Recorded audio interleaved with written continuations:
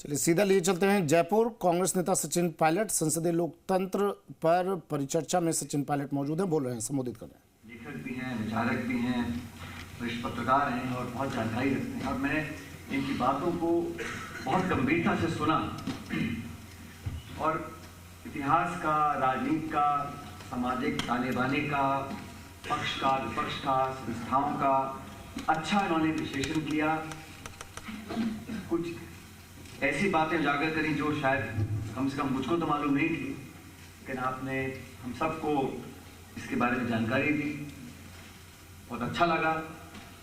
लेकिन मैं शुरुआत में कहना चाहता हूँ आप सब लोगों से कि जो आज का विषय है, लोकतांत्रिक संस्थाएं, पार्लियामेंट, इंस्टीट्यूशंस, उनके बारे में आपने बहुत अच्छी बातें बोली कुसुम जी।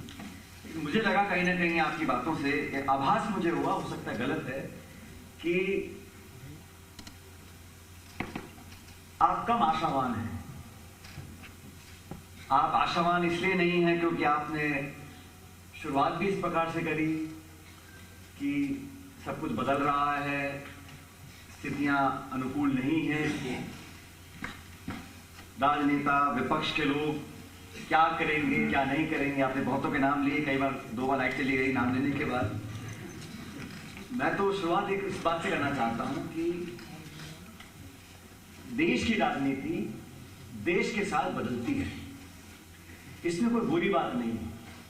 आजादी से पहले इस देश में क्या राजनीति थी, आजादी के समय क्या राजनीति थी, आज से 30-40 साल पहले क्या राजनीति थी और आज क्या राजनीति है। समाज बदल रहा है, दुनिया बदल रही है, तो राजनीति का बदलना स्वाभाविक है। मुझे याद है जब मैं पहली बार संसद में गया था तो प्रसन्न जी, मैं जैसा अभी बताया, मैं बहुत कम उम्र में 26 साल में संसद पहुंच गया था। मैं पहली बार पार्लियामेंट में बैठा तो उस समय प्रधानमंत्री मनमोहन सिंह जी थे और उसी सदन में वाजपेयी जी भी थे, देवेगौड़ा जी भी थे और चंद्रशेखर जी भी थे। एक अद्भुत दृश्य, शायद पहली बार 3 पूर्व प्रधानमंत्री और एक वर्तमान प्रधानमंत्री और नेता प्रतिपक्ष शायद उस समय नहीं, नेता सुषमा जी थी और फ्लोर लीडर वाजपेयी जी थे, मुखर्जी जी थे, लेकिन मनमोहन सिंह जी वहां खड़े हैं।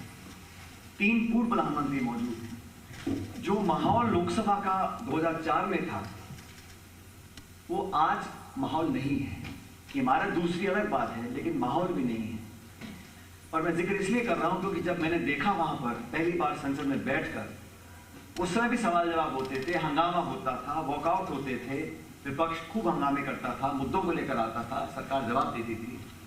लेकिन कभी अगर चंद्रशेखर जी खड़े हो जाएं, वो अपनी पार्टी के एकमात्र सांसद थे, कभी देवेगौड़ा जी कुछ बोलना चाहते थे तो पूरा सदन, पूरी पार्लियामेंट, पक्ष विपक्ष चुपचाप सन्नाटे में उनकी बातों को सुनते थे। और वैचारिक विरोध आज से नहीं, वैचारिक विरोध देश की आजादी की बात से पार्लियामेंट के अंदर रहा है। पक्ष भी रहा, विपक्ष भी रहा, अलग अलग प्रकार के सांसद बने। लेकिन संसद में चर्चा होने के बाद, भाषण खत्म होने के बाद, जब सदन के बाहर आते थे तो सत्ता पक्ष के लोग, विपक्ष के लोग एक दूसरे को शुभकामना देते थे। आपने आज अच्छा भाषण दिया, अच्छे मुद्दे उठाए, ये 2 मुद्दे रह गए। इस प्रकार का एक लोकतंत्र में माहौल मैं समझता हूं बहुत जरूरी है, जिसका आज बहुत किल्लत उस बात की हो गई है कि संवाद सिर्फ दुश्मनी का हो गया है, टकराव का हो गया है। अपने आप को ज्यादा ताकतवर, ज्यादा स्थापित करने की जो मुहिम है, उसमें जो स्तर है चर्चा का, संवाद का, डिबेट का, डिस्कशंस का, वो लगातार गिरता चला जा रहा है। सबसे बड़ी संस्था तो मैं पार्लियामेंट को मानता हूं। अनेकों संस्थाएं हैं जो उस लोकतंत्र को, हमारे गणतंत्र को मजबूत बनाए हुए हैं, लेकिन सबसे महत्वपूर्ण, सबसे पूजनीय अगर कोई संस्था है तो पार्लियामेंट है।